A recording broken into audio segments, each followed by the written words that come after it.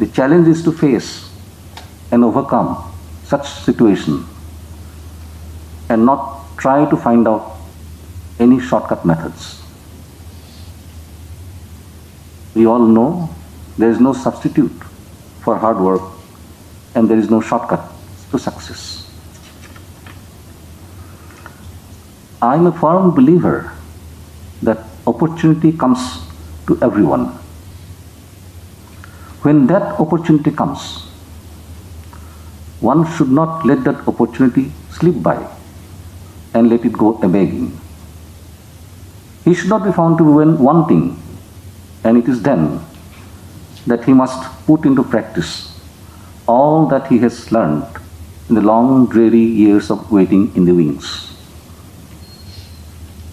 Justice M.C. Chagla, one of the greatest judges in the country, in his celebrated biography, Roses in December, had said that when in an advocate's life it is all bed and no roses, he must maintain a stout heart. It is then he must work with a single-minded devotion and learn all that is there to learn about the art of advocacy. He also said that he was convinced that success would inevitably come to every young man who has faith in himself. Mr. Ramireddy had talked about cricket. I think all of you enjoy watching T20 cricket and IPL matches. It is very exciting. But legal profession is not T20 cricket. It is not even one-day cricket. To be able to make a mark in the legal profession, you must have all the attributes of a test cricketer. You must have the technique and you must have the patience. In other words, you must have the temperament to play long innings.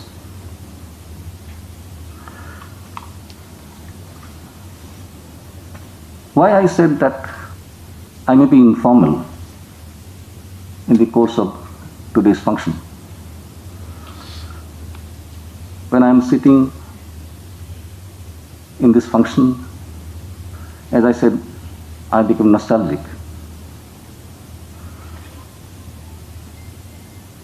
I cannot help remembering my seniors who guided me in my career in the early days. I would like to give, for the benefit of the younger members of the bar, 2 instances how it affected me and how it helped me remember certain things in the future period in my life.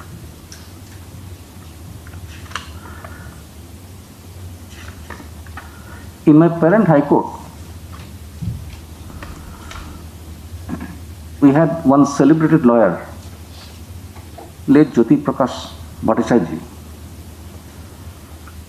Justice Ranjan Gogoi, former Chief Justice of India, Justice Amitabh Roy, retired Judge of the Honorable Supreme Court of India, Justice Hishikesh Roy, who is sitting Judge of the Honorable High Court, attended his chambers.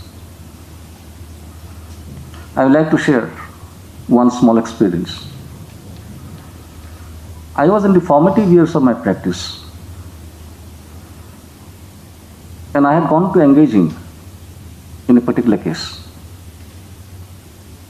We all knew he was extremely meticulous and perfectionist.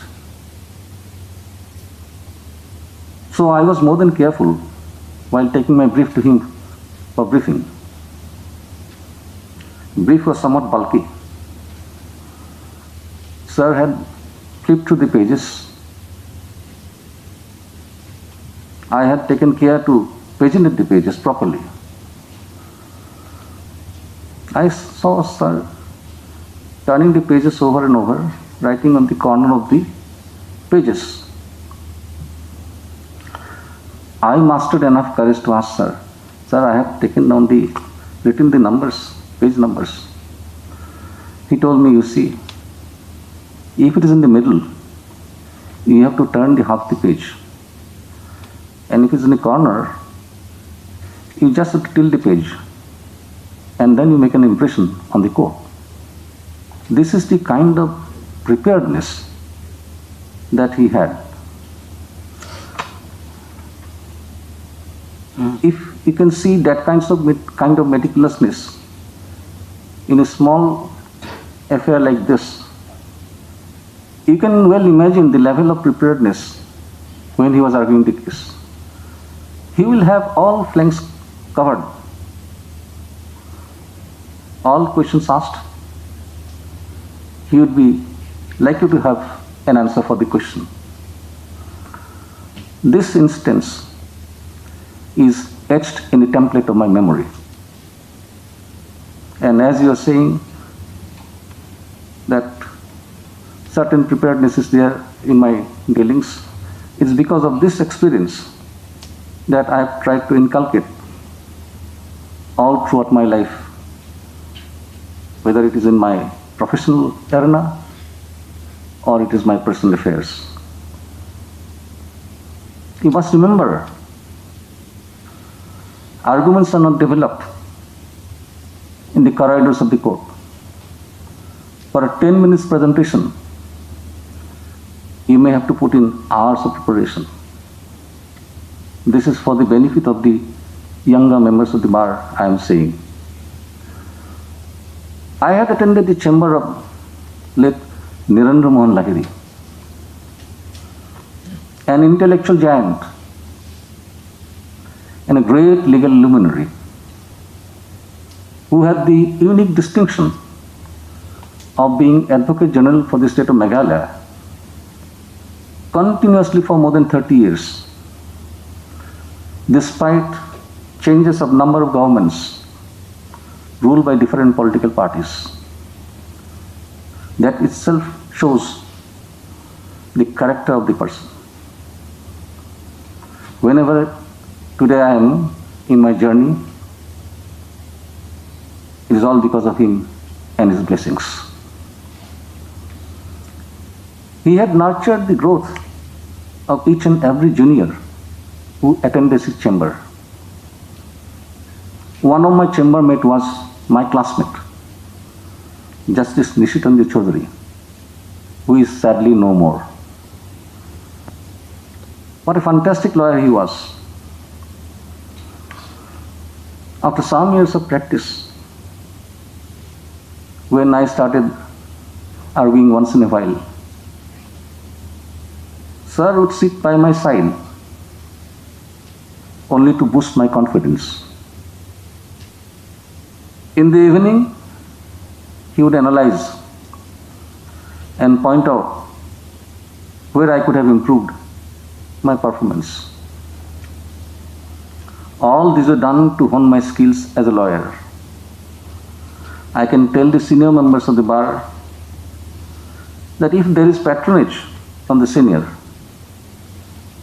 it becomes a big moral booster for a budding lawyer whose feet are not firmly entrenched in the legal firmament. Sir would often tell me, if you study for 2 hours, you have to put on your thinking cap for 4 hours. Then only you will be able to grasp and control the case. Thinking will give you new dimension and new ideas about how to approach the case. The younger members of the bar may inculcate the habit of thinking, and I am sure they will be immensely benefited.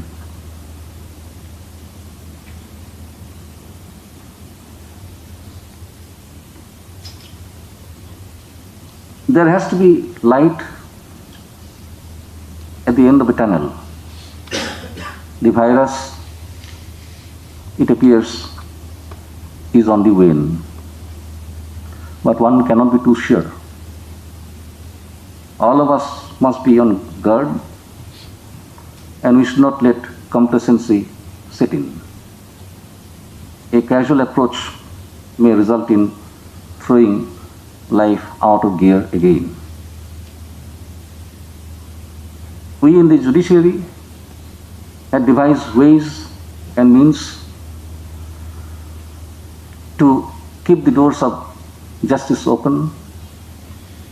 We have cultivated new craft through technology so that access to justice was not denied during this trying period.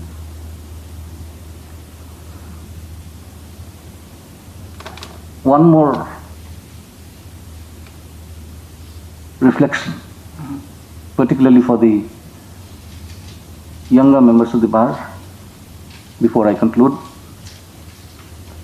In the context of deep-rooted poverty and the many ills that beset the country, it is unrealistic to assume that all our citizens are aware of their rights and that they are in a position to vindicate their rights. Ground realities are pointed to the fact that a large segment of the population who are oppressed, but they are not even aware of their rights that they possess.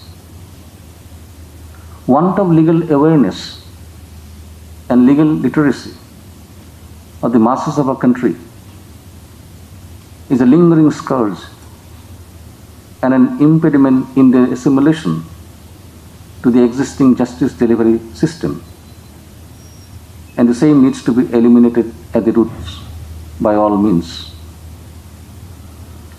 If they are not even aware of their rights, seeking vindication of their rights is a far cry. I would implore the young lawyers to be educatedly sensitive to the causes of the oppressed, the unheralded, and the voiceless. You will have to assume a proactive role and have to cultivate an abiding sense of belongingness to the cause. You will have to imbibe the ideals of social justice. Even if you can make some meaningful contribution to their lot, I would consider it to be a big step forward.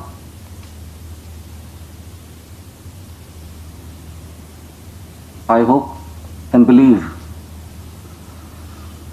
that the members of the bar and the bench, with support of all other constituents, would lead this institution to greater heights in the days to come.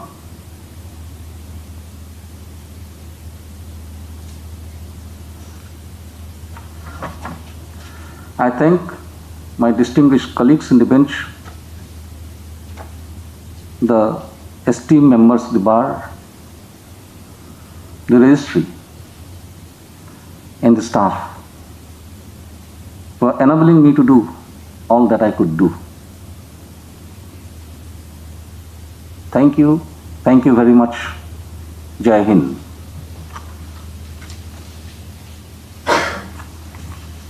With the permission of my Lord, the Honorable Chief Justice, I now declare that the proceedings are concluded. And after meeting at the Bar Association, we have a lunch. I request Honorable Judges and also the dignitaries here to present for lunch at 12:30.